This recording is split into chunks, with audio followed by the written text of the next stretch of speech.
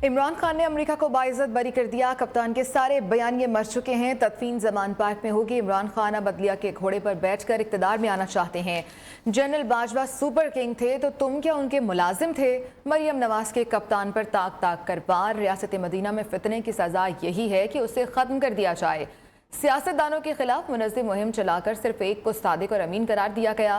कौम डैम वाले बाबे को ढूंढ रही है। नवाज शरीफ को निकालने वाले अब एक दूसरे को गालियां दे रहे हैं।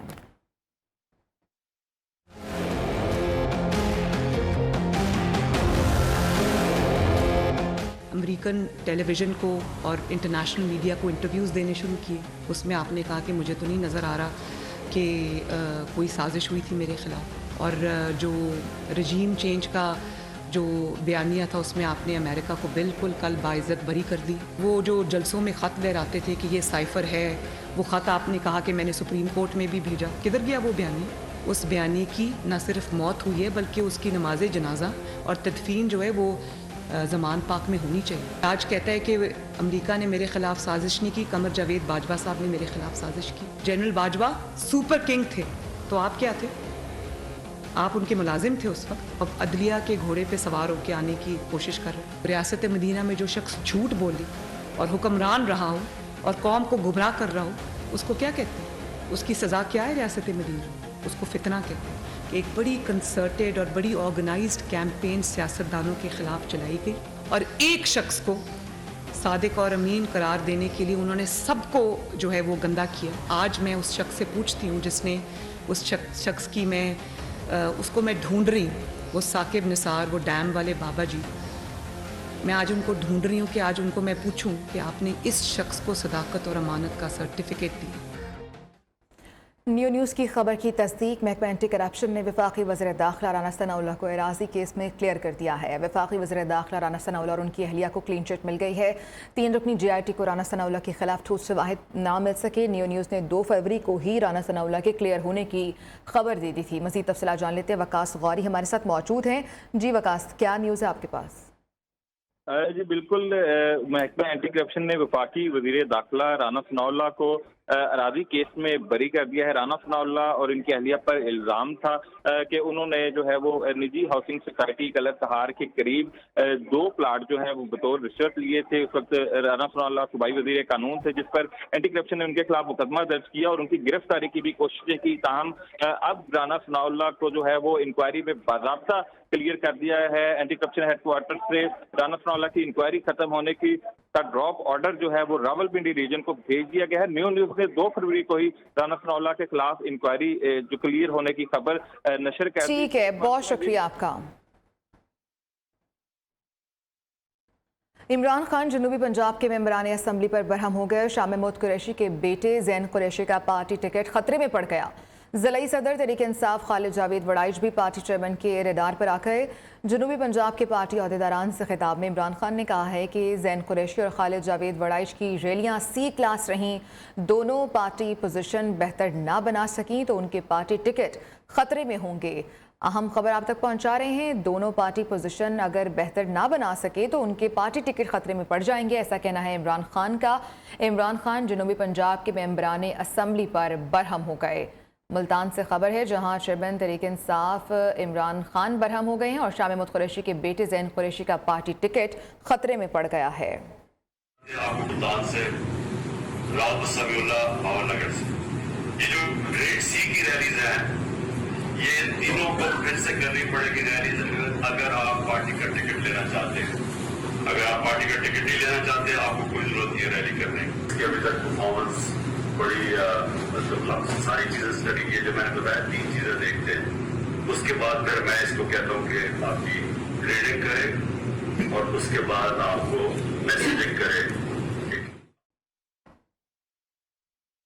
खबरों के सिलसिले को आगे बढ़ाकर आपको बताएं कि इमरान खान ने जनूबी पंजाब के मेंबरान पर बरहम हो गए हैं और पीपल्स पार्टी ने भी ज़िमनी इलेक्शन के बॉयकॉट का फैसला कर लिया है। पीपल्स पार्टी ने ज़िमनी इलेक्शन के बॉयकॉट का फैसला PDM की तजवीज़ पर किया है। इससे कबल PDM की जमातें ज़िमनी इंतखाबात के बॉयकॉट का ऐलान कर चुकी हैं।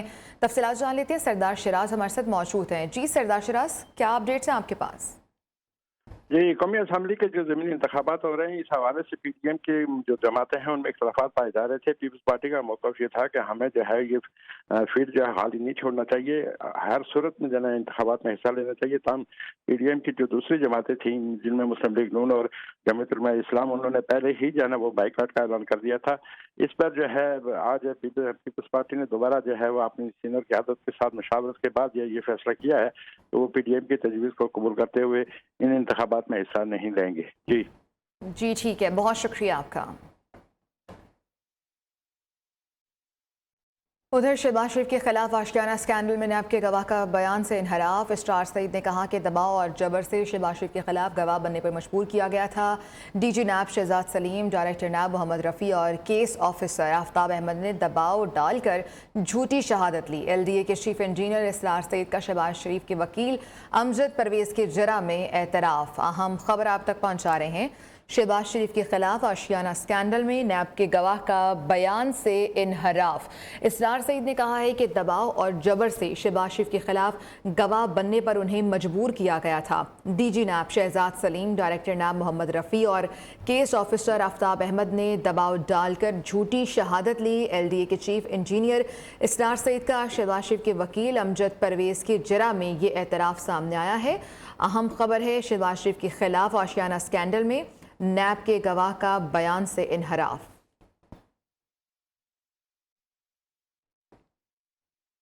पश्तून तहफ़्फ़ुज़ मूवमेंट के रहनुमा अली वज़ीर सेंट्रल जेल से रहा। पश्तून तहफ़्फ़ुज़ मूवमेंट के कारकुनान की बड़ी तादाद ने अली वज़ीर का इस्तकबाल किया, गुलपाशी की गई और हार पहनाए गए। कारकुनों की अली वज़ीर के हक़ में नारेबाजी। अली वज़ीर को 31 दिसंबर 2020 को सेंट्रल जेल कराची मुंतकिल किया गया था। अली वज़ीर पर बगावत और इश्तियाल अंगेज़ तकारीर करने पर खैबर पख्तूनख्वा में भी मुक़द्दमात दर्ज हैं। आगे बढ़े आपको बताएं कि सदर मुमलिकत ने बजट तजावीज़ ऑर्डिनेंस की सूरत में नाफिज करने पर एतराज़ात उठा दिए हैं। सदर मुमलिकत के एतराज़ात के बाद हुकूमती टीम गौर खौज में है। जावेद बलोच हमारे साथ लाइन पर मौजूद है, मज़ीद तफसीलात उनसे जान लेते हैं। जावेद, क्या एतराज़ात उठाए गए हैं? देखें, आज वज़ीर ख़ज़ाना इसहाक़ डार ने मुलाकात की सदर पाकिस्तान डॉक्टर अरफ़त अलवी से, जिसमें उन्हें मिनी बजट में जो है वो एक ऑर्डिनेंस के तहत नाफिज करने के लिए कायल करने की कोशिश की गई। उन्हें बताया गया कि जो मुल्क की माशी सूरत हाल है उस पर टैक्सेस और दीगर इक़दाम जो है वो ज़रूरी हैं।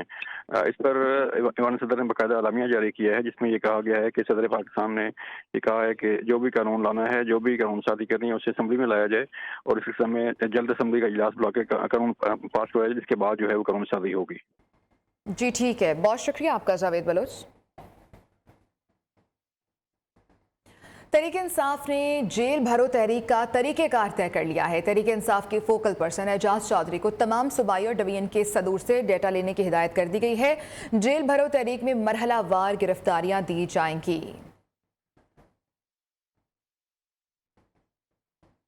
और अब ये खबर कि गुजरावाला के डवाही इलाके सारोकी में दरीना दुश्मनी पर नामालूम अफराद की फायरिंग, 4 अफराद कत्ल कर दिए गए, 3 शदीद जख्मी हुए हैं। पुलिस के मुताबिक चारों अफराद को टारगेट करके कत्ल किया गया है। चारों नौजवान तालिब इल्म थे। तफसीलात भी जान लेते हैं। शफकत इमरान हमारे साथ मौजूद हैं। शफकत, ये क्या मामला है? जी, बेसिकली ये तो मामला दरीना दुश्मनी का है। एक तो अराइन ग्रुप है, दूसरा राजपूत ग्रुप है, जिनके दरमियान जो है वो पहले जमीन का तनाजा था, फिर उसके बाद कत्ल की दुश्मनी चली।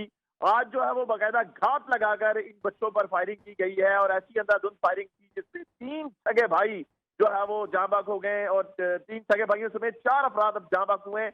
इसके अलावा जो है वो 3 जख्मी हैं। तो अभी तक की जो सूरत हाल है, जख्मियों में से 2 की हालत अभी भी क्रिटिकल है। पुलिस का कहना है कि ये दरीना दुश्मनी की बिना पर जो। ठीक है शफकत, बहुत शुक्रिया आपका। PSL का दूसरा मैच कराची किंग्स और पेशावर ज़ल्मी के दरमियान कुछ देर बाद नेशनल स्टेडियम में जोड़ पड़ने वाला है। स्टेडियम के बाहर इस वक्त क्या सूरत हाल है, जान लेते हैं नुमाइंदा नियो न्यूज़ जाहिद गफ्फार से। जी जाहिद।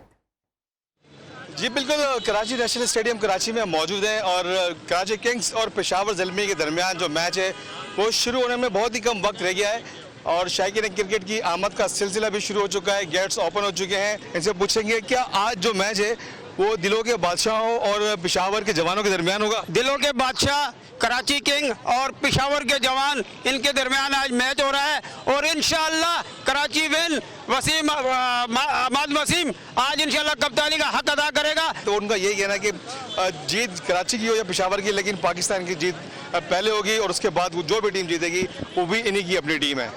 जी ठीक है जाहिद, बहुत शुक्रिया आपका।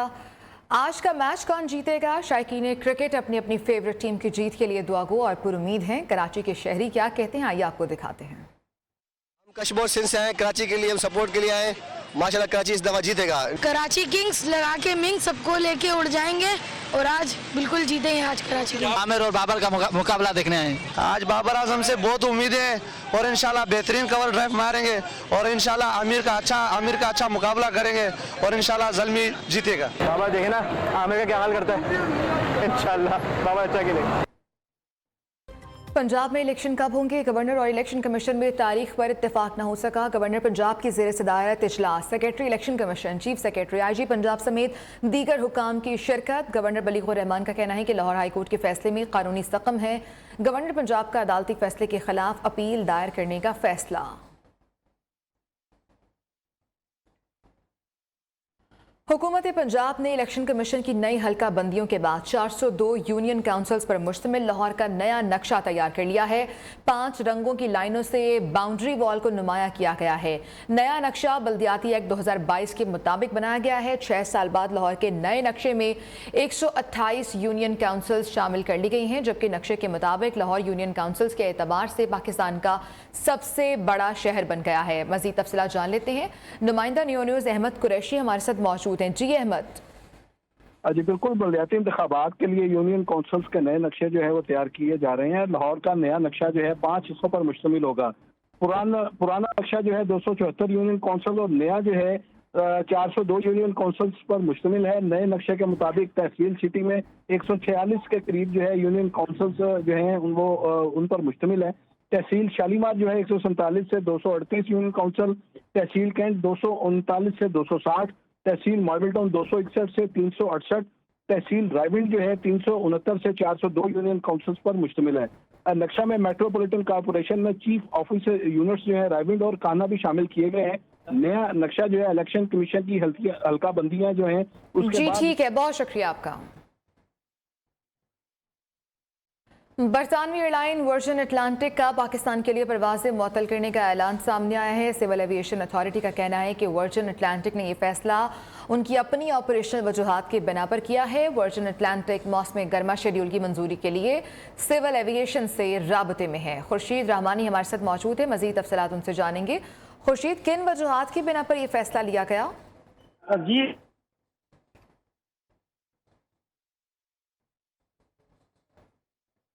एक बार फिर आपको बताएं कि खुर्शीद रहमानी से रब्ता भी करेंगे। बरतानवी एयरलाइन वर्जिन अटलांटिक ने पाकिस्तान के लिए परवाजें मुअत्तल करने का ऐलान कर दिया है।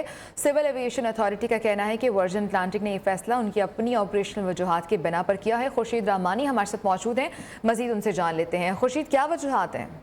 जी, बरतानवी एयरलाइन ने लंदन से इस्लामाबाद और लाहौर के लिए परवाजें बंद करने का फैसला किया है। बरतानवी एयरलाइन वर्जिन अटलांटिक ने कोरोना वबा के दौरान 2020 में लंदन के हेथरो एयरपोर्ट से इस्लामाबाद और लाहौर जबकि मैनचेस्टर से इस्लामाबाद के लिए परवाजें शुरू की थी। एक हालिया बयान में वर्जिन अटलांटिक के तर्जुमान का कहना है कि हमने 2023 में अपने फजाई प्रोग्राम को बढ़ा रहे हैं और हमने पूरे नेटवर्क का जायजा लिया है और कुछ तब्दीलियों का फैसला किया है, जिसकी वजह से ये परवाजें मनसूख करने का फैसला किया गया है। इसके मुताबिक ये भी कहा गया है कि लंदन से पाकिस्तान की परवाजें मुअत्तल की जा रही हैं। और ठीक है खुर्शीद रहमानी, बहुत शुक्रिया आपका। उम्र की अदायगी के लिए जाने वाले ज़ायरीन के लिए अच्छी खबर है। सऊदी हुकूमत ने उम्रा वीज़ा के हामिल ज़ायरीन को मुमलिकत के तमाम इंटरनेशनल एयरपोर्ट पर सफ़र की इजाज़त दे दी है। General authority of civil aviation का नोटिफिकेशन भी सामने आ गया है। इसी पर तफसीलात भी जान लेते हैं। ब्यूरो चीफ लाहौर अयाज शुजा हमारे साथ मौजूद हैं। अयाज, तफसीलात बताइएगा। जी बिल्कुल आयशा, इससे पहले उम्रा ज़ायरीन को बड़ी मुश्किलात का सामना था कि 2-3 मखसूस एयरपोर्ट्स पर ही उनको उतरने की इजाज़त थी, जिसकी वजह से वहाँ पर इंतहाई इज़्दिहाम हो जाता था उम्रा ज़ायरीन का, जिसकी वजह से नाखुशगवार वाक़यात भी पेश आए। लेकिन अब सऊदी हुकूमत ने तमाम उम्रा ज़ायरीन को मुल्क के किसी भी एयरपोर्ट पर आमद और रवानगी के लिए इजाज़त दे दी है। मुल्की व बैनुल-अक़वामी परवाजें उम्रा ज़ायरीन के लिए कोई भी इंटरनेशनल एयरपोर्ट इस्तेमाल कर सकती हैं। सऊदी एविएशन अथॉरिटी ने बाकायदा नोटिफिकेशन जारी कर दिया है। परवाजों को नए नोटिफिकेशन पर सख्ती से अमल दरामद की हिदायत भी जारी कर दी है। खिलाफ वर्जी करने वाली एयरलाइन के खिलाफ सख्त कार्रवाई भी होगी। सख्त कार्रवाई भी की जाएगी। बहुत शुक्रिया आपका। पंजाब के मेडिकल यूनिवर्सिटीज़ में वाइस चांसलर्स की तैनातियां कैसे की गई हैं? न्यू न्यूज़ ने मेरिट लिस्ट हासिल कर ली। मेरिट लिस्ट के मुताबिक प्रोफेसर असद असलम 75 नंबर के साथ पहले नंबर पर थे, लेकिन उनकी तैनाती किसी भी मेडिकल यूनिवर्सिटी में नहीं की गई। प्रोफेसर जफर अली चौधरी 74 नंबर के साथ दूसरे नंबर पर थे। इसी पर बात कर लेते हैं। मियां नवीद हमारे साथ मौजूद है। मियां नवीद, ये क्या मामला है? जी बिल्कुल, प्रोफेसर जफर अली चौधरी 74 नंबर के साथ मुख्तलिफ मेडिकल यूनिवर्सिटियों की जो मेरिट लिस्ट बनी थी दूसरे नंबर पर थी, उनको फैसलाबाद मेडिकल यूनिवर्सिटी में लगाया गया है।